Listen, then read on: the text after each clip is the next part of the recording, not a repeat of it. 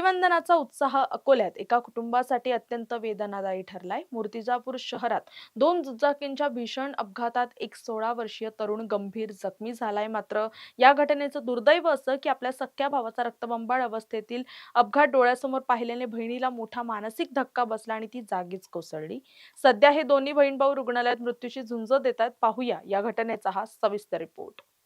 अकोल्यातील मूर्तिजापूरमधील गणेश नगर परिसरात धुळीवंदनाचा सण साजरा होत असतानाच या भीषण अपघाताने परिसर हादरून गेलाय। डाळंबी येथील 16 वर्षीय पवन शिंदे हा आपल्या दुचाकीने जात असताना समोरून येणाऱ्या दुसऱ्या दुचाकीने त्याला जोरदार धडक दिली। ही धडक इतकी भीषण होती की पवन रस्त्यावर फेकला गेला आणि त्याला गंभीर दुखापत झाली।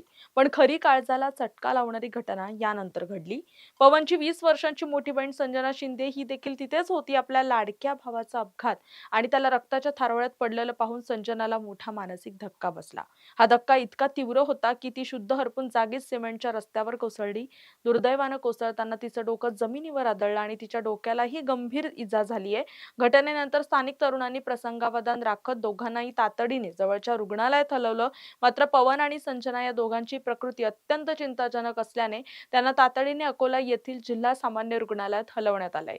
वैद्यकीय सूत्रांनी दिलेल्या माहितीनुसार दोघांची प्रकृती सध्या क्रिटिकल असून त्यांच्यावर तज्ञ डॉक्टरांच्या देखरेखीखाली उपचार सुरू आहेत। एकाच कुटुंबातील 2 तरुण मुलं अशा प्रकारे अपघातात जखमी झाल्याने संपूर्ण डाळंबी आणि मूर्तिजापूर परिसरात मोठी हळहळ व्यक्त होतीये। पोलीस आता या प्रकरणी धडक देणाऱ्या दुसऱ्या दुचाकीस्वाराचा शोध घेत असून पुढील तपास सुरू आहे। तुमची car, electric panel, data server आगीपासून सुरक्षित आहे का? नाही? मग आजच बसवा F protect temperature activated fire suppression device. यामध्ये आहे eco friendly non toxic pressurised liquid, जे आग लागल्यास क्षणार्धात ॲक्टिवेट होऊन आगीवरती मिळवते नियंत्रण। बसवण्यास अतिशय सोपे आणि सुटसुटीत टेकालिपचे एक दर्जेदार उत्पादन एफ प्रोटेक्ट।